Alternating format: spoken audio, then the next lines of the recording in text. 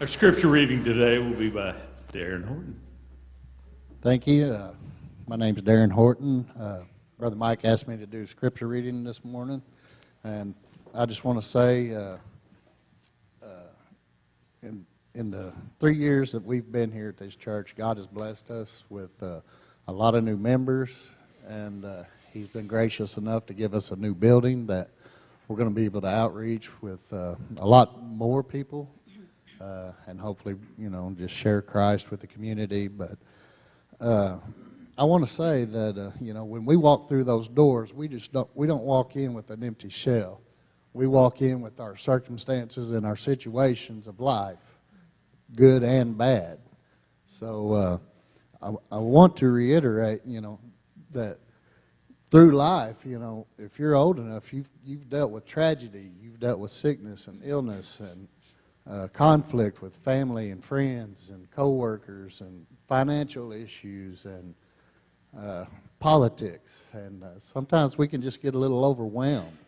And myself, when I get overwhelmed, I just want to crawl in a hole and hope everything just goes away. But that doesn't always work.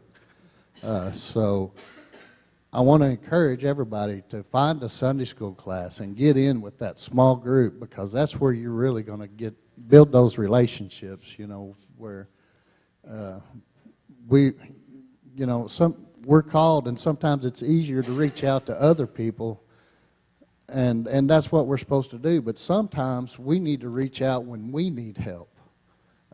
It's a two-way street. So if you're not in that small group and you don't have that relationship, you can go to those Sunday school teachers and your classmates. Sure, it's great. You can always go to Brother Mike and Butch or any of the deacons and, have the confidence of confidentiality. But it's those people in those small groups that are really going to make the difference in our lives. And so God doesn't want you to come when you're cleaned up. He wants you to come to Him when you're messed up.